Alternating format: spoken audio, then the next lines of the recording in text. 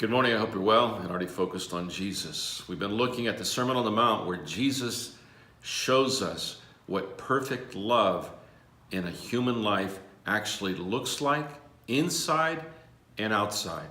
We've been following in Matthew chapter 5 the process by which Jesus transforms us in our inner life as he used the Beatitudes to describe that process. He shows us that we should become salt and we should become light. He establishes that we should be a positive influence in this world with everything that we are and everything that we do and everything that we say. He shows us that he can take his biography, what he is and what he does, and include us in his story. And by doing so, he fulfills all of our most deeply held dreams, which actually should continue to exist. And then he goes on to talk about the circumference of our love in all of our relationships. And yesterday we heard these words from Jesus about the beginning of all relationships, which is our words, which were thoughts inside of us, but now they've been spilled out into this world as words. He said, "You have heard it was said of those of old, you shall not murder, and whoever murders will be in danger of the judgment. But I say to you that whoever is angry with his brother without a cause shall be in danger of the judgment. And whoever says to his brother, Raka, shall be in danger of the council. But whoever says, you fool, shall be in danger of hellfire." It's incredibly important to understand that when we speak a word, it has been born in our inner life. And whatever comes from our inner life and comes out of our mouth, it establishes a public intention. And we call someone Raka, which in Jesus' day was a statement that said, this person is not worth anything to me, and I intend to go after this person. And when you say of a person with your mouth, you fool, you're literally putting them in a category of people. That you're saying it would be better if you weren't breathing. It would be better if you were not acting in our world. You are a fool.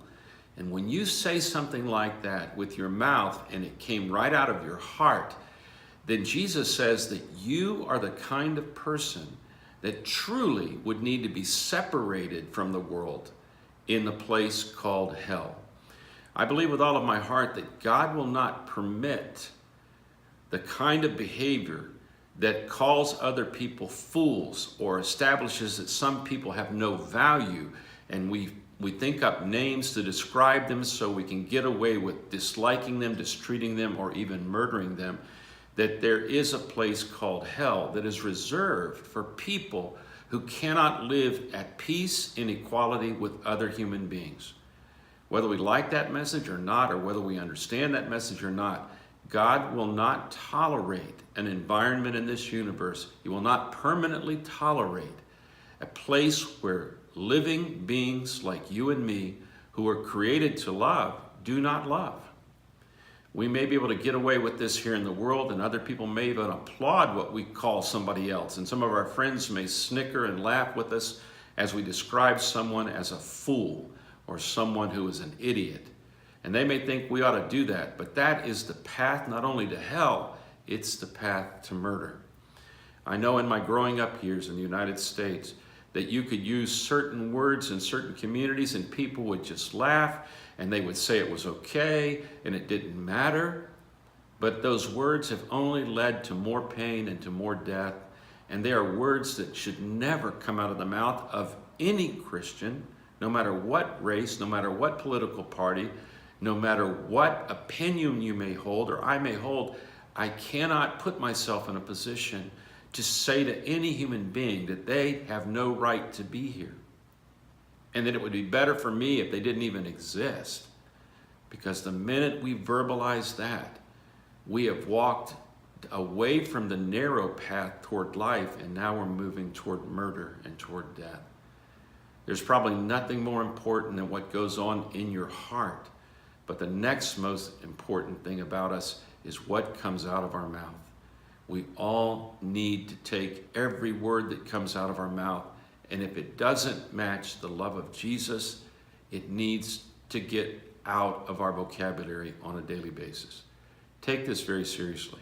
Jesus put it very first He put it in the company of murder, the use of certain kinds of words to describe other people. Take him seriously. Get rid of the ugly words about other people, because ugly words will turn into ugly actions and eventually turn into murder. We need to hear Jesus talking to us, and we need to let him take control of our vocabulary and our words. God bless you. Have a great day.